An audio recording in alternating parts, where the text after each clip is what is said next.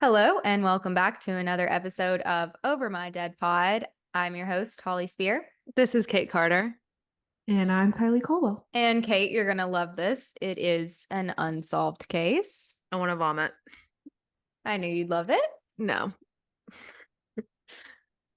Okay, so we'll just hop right in. Today's story is a compelling one, and it centers around a young local news anchor whose abrupt disappearance left her small town shaken. From the start, foul play was suspected, but her status as a well-known figure in the community complicated the investigation. Instead of having few two leads, investigators face an overwhelming number of possibilities. Nearly 3 decades later, her case remains a haunting mystery. This is Jodi Huisentruit's story. It sounds German to me. Huisentruit, right? It's H-U. Huisen? Huisen. Yeah, I did. For everyone, I do have a hard time pronouncing things, and I went to the Wikipedia page and made it talk to me and say her name. So Is it H-U? yes, Okay. Yeah, Huisentruit is what it said. We're just gonna call her Jodi. Oh, we will be calling her Jodi. I promise. Yeah, okay. Okay, so let's talk about Jodi's story. So on the morning of June 27th, 1995, assistant producer Amy Coons was fully immersed in her work at KIMT TV in Mason City, Iowa. Jodi's job was to prep for the morning broadcast. So she's getting stuff ready and just getting like the things set up and the microphones and blah, blah, blah, when she realizes that it's 4:10 a.m. and the station's morning news anchor, Jodi, hasn't arrived yet. Jodi's supposed to be at work at 3 a.m. Wait, that's ridiculous. I could never. But her broadcast was fastly approaching. Alarmed, Amy quickly picked up her phone and called Jodi, who answered groggily. Jodi explained that she'd overslept, but promised that she would arrive in 10 to 20 minutes. And oversleeping wasn't unheard of for Jodi. According to some people she worked with, Amy had made similar calls to Jodi in the past, and Jodi had always managed to arrive on time. So I can imagine that, like, it's probably a normal thing to have to call someone when you have to be at work at 3 a.m. So this has happened before, not really weird. And she's always made it there on time. So, anyways, Holly, you could never be a morning news anchor. I mean, I could if I never went to sleep and I Correct. I just turned nocturnal and I stayed up until the morning news was over and I went to bed for the rest of the day. Yeah, you could do that. But then you would just sleep the rest of the day. Yes, 100%. Yeah. That ain't me. Never gonna be me, you know? So anyways, so they're like, okay, Jodi's gonna be here within 10 to 20 minutes. And they know this too because her apartment is actually just minutes from the station. So nobody's really concerned here. 20 minutes passes and Jodi still hasn't shown up. So Amy for now is filling in for Jodi on air, and the growing worry increases. It wasn't like Jodi to say that she was on her way and then just not show up. Despite mounting concerns among coworkers, the team just believed that she probably fell back to sleep after they had spoken to her. By 7 a.m., however, worry had escalated, and KIMT employees contacted Mason City Police requesting a wellness check at Jodi's apartment. When officers arrived at her complex, they encountered a troubling scene. Jodi's red Mazda Miata was still parked in the parking lot, but it immediately became clear that something was amiss. Police found items from Jodi's purse scattered along the ground, along with one of her high heels. A hairdryer and hairspray were also nearby, and the car's side mirror was like bent back in. Her car keys were also found on the ground, and they were slightly damaged, and evidence suggested that a struggle had taken place. Even more troubling, police find drag marks near the vehicle. Investigators believed that she had been abducted while approaching or entering her car and possibly dragged into another vehicle or away on foot. The parking lot was quickly cornered off and officers began processing the abduction scene. A palm print was found on Jodi's car. Inside the vehicle, investigators discovered fibers and hairs, so it seemed likely that the incident had occurred outside the car. And they find these fibers and hairs in this palm print, but they don't really know. I mean, that's pretty normal to have other people's like DNA or, fibers in your car. So they're finding these things and they're recording them, but we don't really know if that's at all concerned with the investigation at all, especially like the palm print, other people touch your car. It wasn't like that great of it. I shed everywhere I go, especially Yeah. during the winter. My winter hair coat is coming off right now. My hair's in every person's car that I've ever been in. My hair's in there. Absolutely. Yeah. The layout of the apartment complex presented additional challenges. There's 3 apartment buildings with 2 parking lots. It's a medium-sized apartment complex, and we know that at least half of the people living in the complex use this parking lot along with Jodi. So it's hard for them to collect actual evidence when people are coming and going from this apartment, especially in the morning, going to their cars, going to work, whatever. To complicate matters, a river ran behind one of the buildings, and there was a campground located nearby. So this is offering like multiple possible escapes for the perpetrator. And of course, as you know, the lack of security cameras would add to the difficulties, leaving investigators with a chilling mystery. Obviously, in 1995, residential security cameras were far less common than they are today. But investigators proceeded to check inside Jodi's apartment to see if there were any clues in there. And Jodi's apartment was just as normal as you would imagine. It was slightly untidy with clothes and work materials strewn about, but there's no signs of an actual struggle. But one detail that did catch investigators' attention was Jodi's toilet seat. And this was because it was left up. Jodi is obviously a woman and she lives alone. So this suggested that there could have possibly been a male in the house at some point.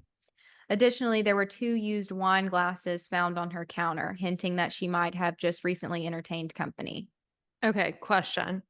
Have you guys ever left the toilet seat open as females? Like, is there a reason? Yeah, I can honestly say I will never put the toilet seat up. I mean, Okay. if you're a woman and you have sat down on a toilet seat with the seat up, you know that is actually terrifying. You'll fall in.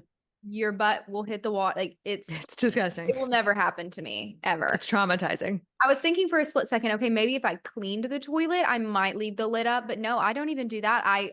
There's just something in me that will always have the toilet seat down. And the wine glasses too. Like, I don't drink wine, but I feel like you wouldn't get multiple glasses out if you're drinking. No, I mean, unless you just like you drank it one night and then the next night you drank it again and used a different glass and you just didn't wash the first glass, I think is possible, but I don't know. I think Kylie's like 1 glass in each room. Yeah. So you never have to transfer glasses. Sometimes there is a glass that's just out on the counter from the night before, and I haven't put it in the dishwasher, but Yeah, I think that's fair. I also, back to the toilet seat thing, I think that as girls would never leave the toilet seat up, guys will never leave the toilet seat down. If they use the bathroom, it will always freaking be up. It will never be put down. So ultimately, detectives concluded that Jodi was most likely abducted near her car and not taken back to her apartment. So while they see like signs that someone might have been there with Jodi, there's nothing that suggests that she was abducted out of her apartment. Other than the toilet seat and the wine glasses, nothing in the apartment was noticeable. And still, police didn't know if those things were even connected.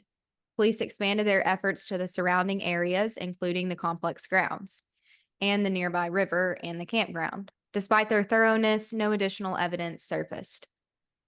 Police then bring in search dogs, but no dog could detect Jodi's scent. This further solidified with the police that Jodi was forced into a vehicle and was not on foot.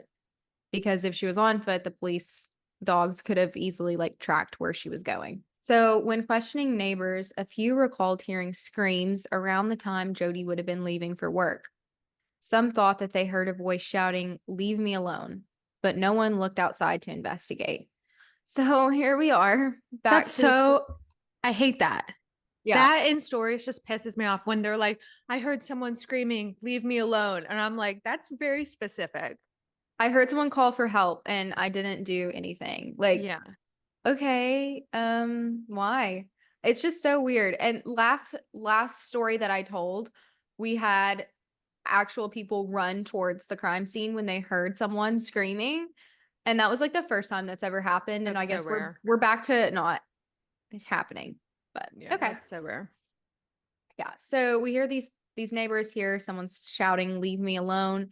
And they didn't even run to the scene. They did not even look outside. So they didn't even look to investigate. okay, if I hear even like a voice outside someone talking, I'm peeping out my window to see what's going on. 24/7. Yeah. 100%. If a dog barks at night, I'm looking outside. Whose dog is that? Exactly. Yeah. It doesn't have an owner. Do I need to go get it? You know, like it doesn't. Yeah. Do I nosy have a dog. new dog? Do I Yeah. have any? Yeah. Things you need to know. So the neighbors kind of explained to police that this area was very noisy in general, and it's a pretty good sized apartment complex. And they also say it's right behind a campground. They often hear people, yelling or talking loudly, blah, blah, blah. Whatever. Um, the investigation stalled until a man approached police with a startling claim. This man tells police, I was the last person to see Jodi alive. How does he know that? Yeah, first of all, who said she's dead? Yeah. How do you know you're the last one? But I will also add that in other podcasts I've listened to on this and other reports, this man says that he did not say the last time he saw her or he was the last to see her alive. He says that he said, I was the last one to see Jodi, which he never said the alive part, which still Still, how do you know is a that? weird thing to say. It is a General. weird thing. I'd be like, I saw her yesterday. You know, like just say that. Like Yeah. that's so weird. Yeah, why put yourself? It's more like putting yourself into the investigation. It seems weird. It comes off as Which we know we what know happens with that. we know people love to do that. Red flags. Yeah. So this man is John Van Sis. John's lived in this area for a while and described himself as Jodi's friend. He tells police the night before Jodi went missing, she was over at his house watching TV.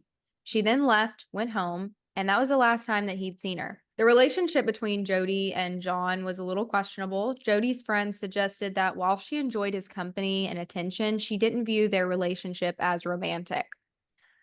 But he did view them as more than friends. He thinks that they go beyond a friendship, and obviously this cast doubt on his version of events. The day before Jodi vanished, she followed her usual routine by anchoring the 6 a.m. news at KIMT TV. After her shift, she attended the Mason City Chamber of Commerce golf tournament.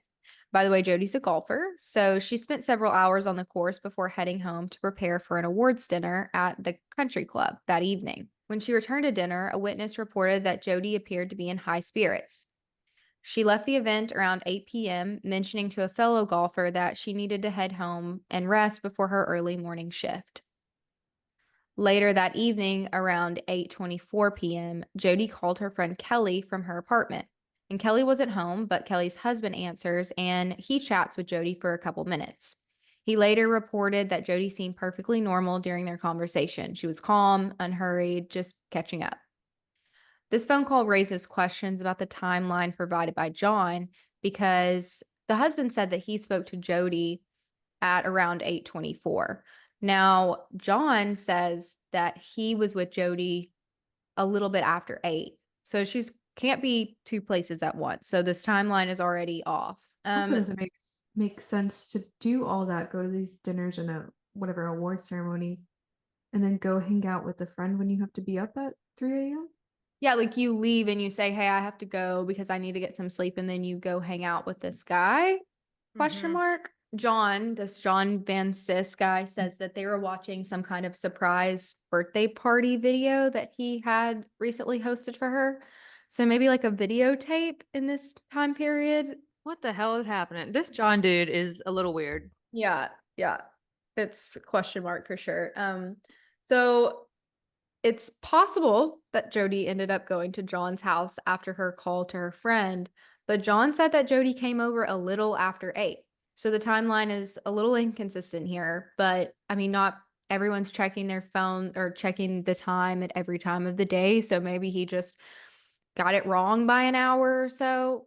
Who knows? It's odd. I'm sure police could track the time of the call, but you know. So I don't know. Technology. I don't know. yeah. So who is John Van Sis? Well, he's a wealthy older man who seemed to be enamored with Jodi, and he liked to shower her with attention. But as we know, Jodi saw their relationship as more platonic. He had a pretty cleanish record. He had some minor legal troubles, at least one arrest for drunk driving, but nothing violent. John also lived a few minutes from Jodi's apartment. And just a little odd fact, he named his boat after Jodi. Okay. This dude, walking red flag. Yeah. But he was cooperative with the investigation and he provided an alibi. And air quotes around an alibi because John said that he had an early morning routine of walking with a friend named LaDonna. This LaDonna tells police that she called John at 6 a.m. the morning that Jodi disappeared. She called John to arrange their walk and then they met shortly after. She said that she believed that there was no way that John could have abducted Jodi earlier that morning. Which, like, I would say yes, he could, because they're walking at 6 a.m. Jodi would have been abducted around 3:10 a.m. He definitely has time. Also, remember, he lives right beside Jodi. Yeah, there's a 3-hour block missing there. Yeah, so that's not really much of an alibi to me. So, as you can imagine, the police are not totally ruling out John Van Cise, especially since John lives 5 minutes from Jodi's apartment. Despite the scrutiny, no physical evidence directly tied John to Jodi's disappearance. His odd behaviors, like referring to Jodi in the past tense, raised red flags, but red flags are not enough for an arrest warrant. And the case soon became too complex for local authorities, and this prompted the FBI to step in. 3 days after Jodi disappeared, a search was conducted within a 2-mile radius of her apartment complex, but nothing of significance was uncovered. By June 30th, the search was called off. Meanwhile, news of her disappearance spread rapidly. In a bitter twist, Jodi's own newsroom reported on her case. News coverage of the case gave both awareness to it and misinformation. For example, an early rumor suggested that a bloody handprint had been found at the scene, though police quickly debunked this. Media stories did bring some tips. A tip came from Randy Linderman. He came forward after seeing news reports and recalled spotting a white van parked suspiciously in Jodi's apartment lot early on the morning of her disappearance. Always the white van. Always the Suspiciously. white. Like, if you have a white van, get rid of it. Police began exploring the possibility that maybe Jodi's popularity as a broadcaster could have brought about unwanted attention. She was pretty much a local celebrity. She certainly had a few admirers. Just weeks before she vanished, she'd spoken to friends about taking self-defense classes and changing her number due to unsettling calls that she had described as, quote, nasty and inappropriate. But this offered no definitive answers. Months turned into years and leads began to dwindle. Then, in 1996, this case was featured on Unsolved Mysteries, yet an even more national exposure that failed to gain significant progress. There were hundreds of tips and theories, but no concrete breakthroughs. Investigators received a tip from a reporter examining Jodi's case. This news anchor told police about a man named Tony Dewan Jackson. Jackson had allegedly told a fellow inmate that he had abducted and killed a news anchor. Jackson actually wrote about the murder in a rap song. And I tried for the life of me to find the words to this rap song. Spoiler alert, it's not a hit. So you're not going to find the lyrics to this on like a lyrics rap website. The song referenced a murder near Tiffin, Iowa, a city just a few hours from Mason City where Jodi was killed. And Jackson lived only a couple blocks from KIMTV at the time of her disappearance. Jackson himself was actually into broadcasting, having participated in his college talk show. Jackson was already incarcerated for the sexual assault of 4 women, and the public was quick to point out that all 4 of these women bore a physical resemblance to Jodi. These connections led to speculation that Jackson might have become fixated on Jodi through her work, potentially learning her habits and schedule. When questioned by authorities, Jackson admitted to being in Mason City at the time, but denied involvement, claiming that he had injured himself the night before her disappearance, and he spent hours at the hospital, leaving him on crutches the following morning. Although his alibi seemed plausible, it wasn't fully corroborated. Investigators believe that Jackson referenced a farm in his song. Investigators believe that they had linked the farm in the song to an actual farm in Tiffin. So in 1998, police get a warrant to search this farm. Cadaver dogs signaled the presence of human remains in an abandoned silo on the property, but a thorough search yielded no evidence connecting the location to Jodi.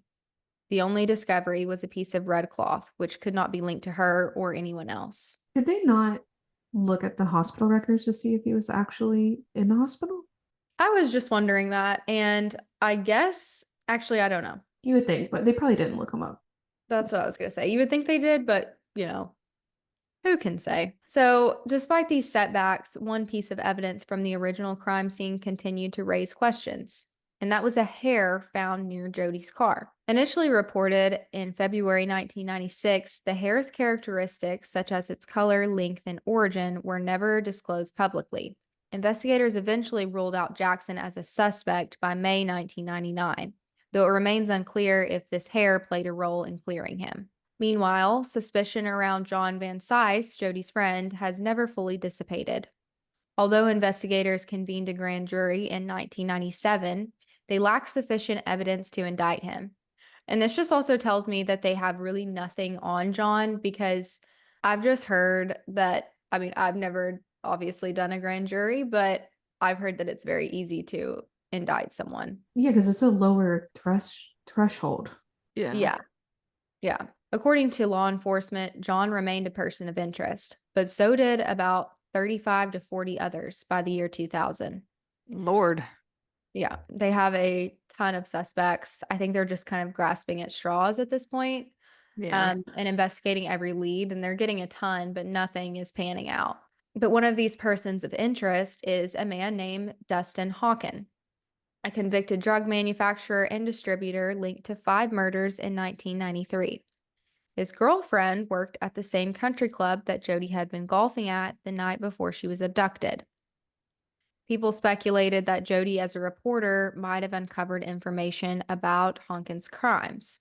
But these theories were just unfounded. Jodi never reported on the 1993 disappearances, and there's no evidence that she looked into his case at all. Yeah. They're just, like you said, grasping for straws on that. Yeah. In 2001, another case drew comparisons to Jodi's. This was Ann Solty, who was abducted in a strikingly similar manner at 17 years old. Her belongings were also left near her car. Unlike Jodi's case, witnesses actually saw her abduction, and witness reports led to Ann being rescued from her kidnapper just days later. Her kidnapper was a man named Anthony Zappa. And although there were some similarities, there's also some differences. Ann was 17 and Jodi was 27. They're both still pretty young, but still an age difference.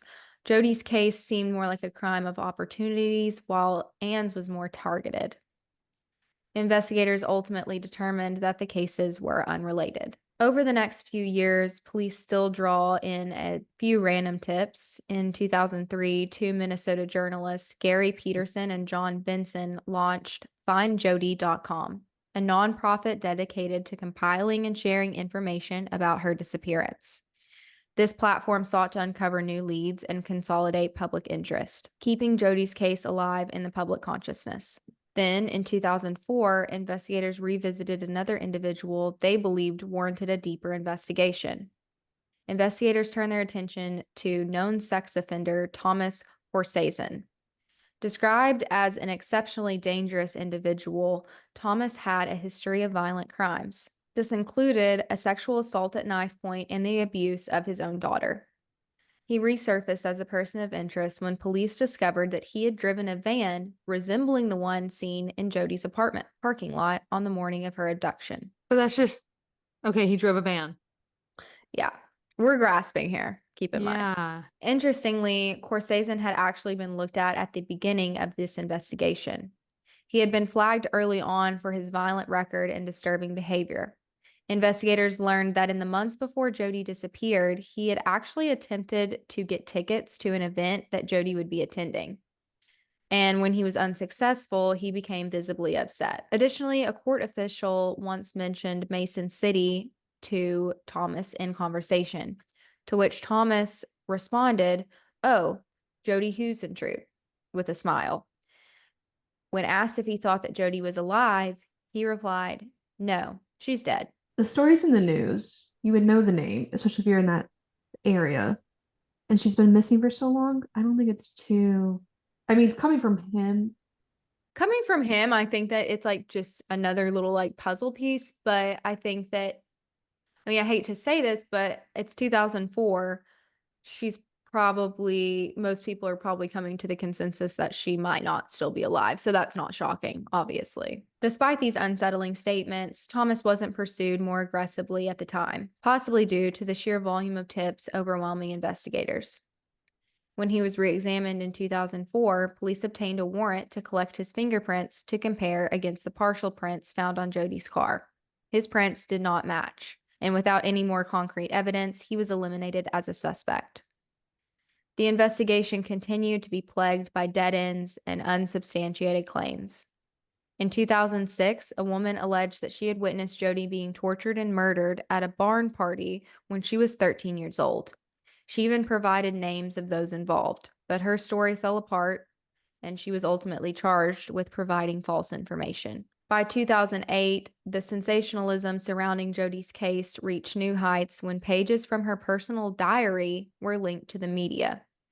The entries contained no actionable information, but were published anyway, violating her privacy and drawing outrage from those who viewed it as exploitative.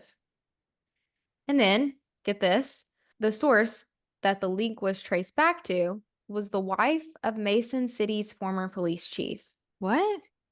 Investigators determined that the chief had taken the personal copies of Jodi's diaries home when he left the department, and his wife had later mailed them to a news outlet. What's wrong with her? Yeah. But Yeah. that's just nuts. By the way, Holly did the money symbol with her hand. But that's just, if there was nothing juicy in there or like helpful, that's so shitty person. Yeah. If police wanted to release it, they would have done so. And we know that police release stuff like that all the time, maybe just to like gain more traction in the case. But there was nothing helpful, and people just saw it as just like exploiting this, young girl who's been kidnapped. And also very inappropriate for him to be taking home evidence. Yeah, I think like, I mean, I could see where you're like, okay, I'm gonna take this file home with me tonight. But I think he had retired and like took home like copies of stuff. Like Even that, like taking yeah. home the diary that was whatever. Yeah. So in 2009, another startling claim emerged. A Mason City police officer named Maria Ohl came forward with allegations that 3 law enforcement officers, 2 from the Mason City Police Department and 1 from the Division of Criminal Investigation, were involved in Jodi's abduction.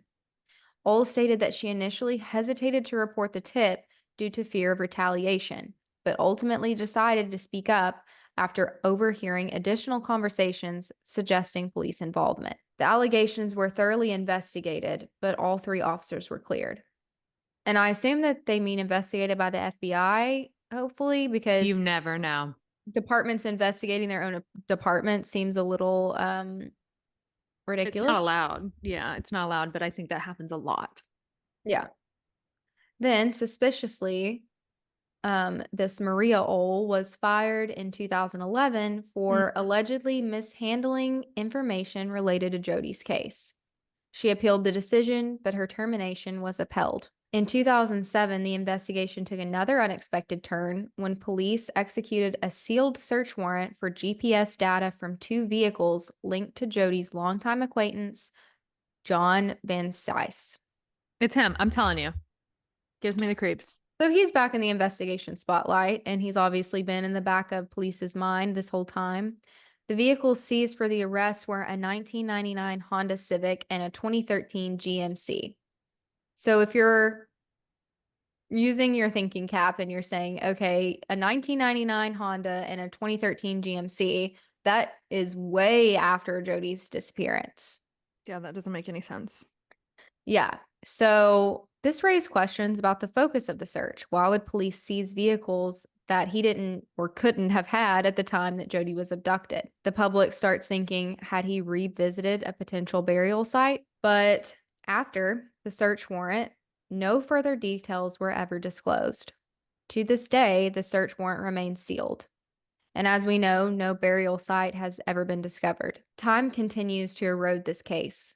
Key people of interest and witnesses are aging, they're passing away, they're losing their memories. Actually, John Van Cise, the person of interest, now suffers Alzheimer's, making any potential revelations increasingly unlikely. Then, shocking to everyone, in 2020, a private investigator, Steve Ridge, who had independently taken an interest in Jodi's case, made a startling claim.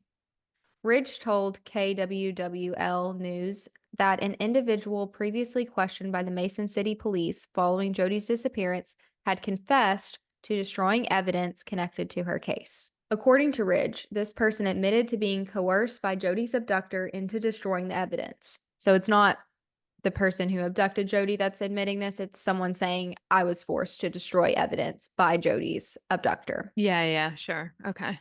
Yeah. Ridge and law enforcement have declined to reveal the identity of the individual or the nature of the destroyed evidence, citing the need to protect an ongoing investigation.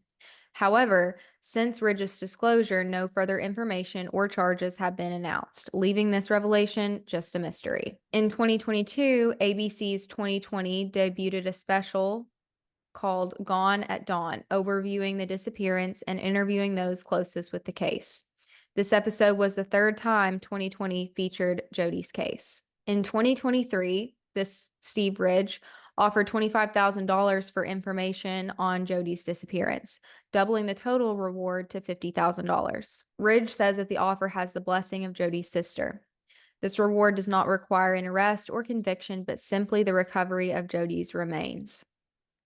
In October 2024, Mason City Police searched a site in rural Minnesota, currently being used for an apartment construction after the submission of an anonymous tip.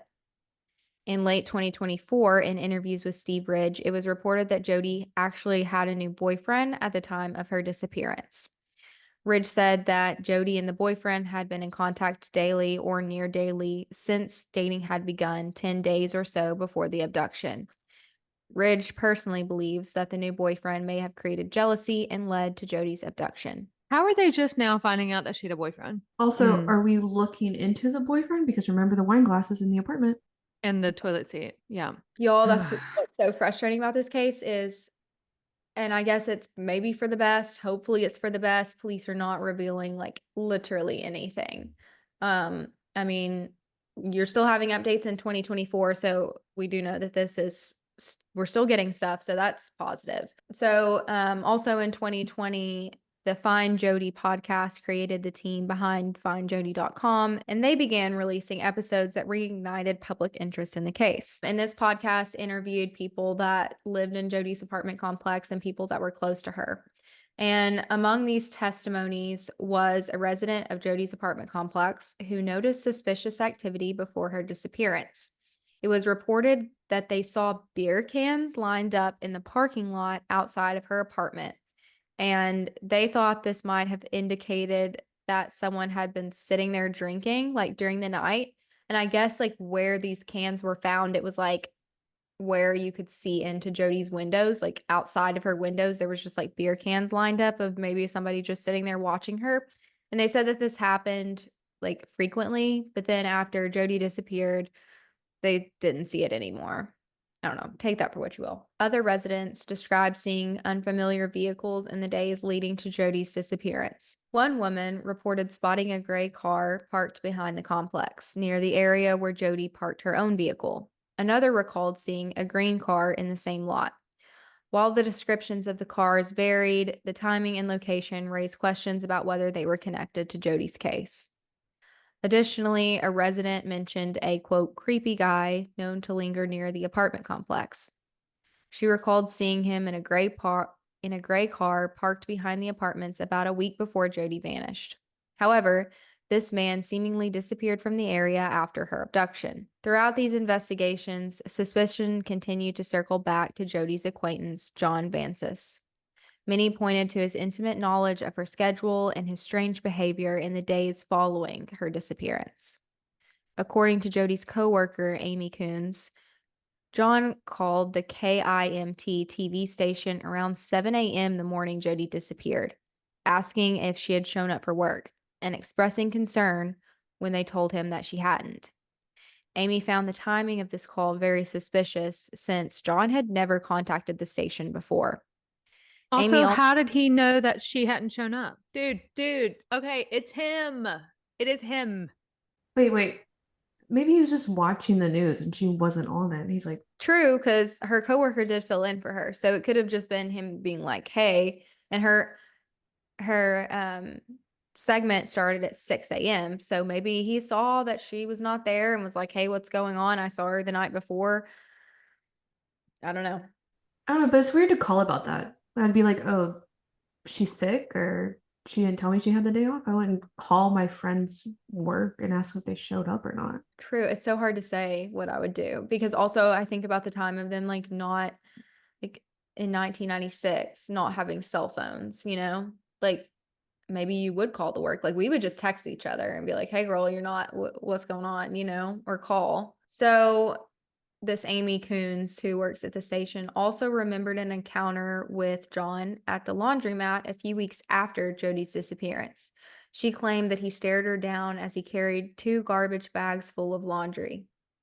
It left her feeling just really odd. She reported this to the police. Ultimately, Jodi's case remains one of immense frustration. The verifiable facts are that Jodi was alive at 4 a.m. on June 27, 1995, and then she was abducted shortly after as she was walking to her car. A white van was seen in her apartment complex that morning, but no direct connection to a suspect has ever been established. Investigators have interviewed thousands of people and followed countless leads, but the mystery endures. The search for answers continues, driven by the hope of finally solving the case and bringing closure to those who knew and loved Jodi. And that was Jodi Huisentruit's story. Okay, I have thoughts. I took notes. Okay. So my big thing is I think she was specifically chosen and targeted because if you're just like creeping around in a parking lot for a woman, how many women are going to be out there at 3 a.m.? You know what I mean? So then it'd have to be someone who knew her work schedule, aka John. Or the boyfriend. But my thing is if the boyfriend was at the apartment that night, and we're saying they had wine together, he stayed the night or whatever, and why would he wait until she was out in the parking lot getting into her car to attack her? Yeah.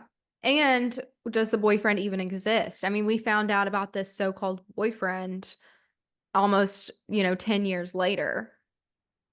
Why did police not know that in the beginning if she had this boyfriend? Like, she's got friends. They interviewed her friends and coworkers. Like, why did they not know she had a boyfriend, I don't know. John's a weird dude, so I can't really rely on it. But like, if John did it and he abducted and killed her, why would he call her work and ask if she made it in? Like, why would you even bring it up? He's involving himself in a situation, which we see a lot, That's true.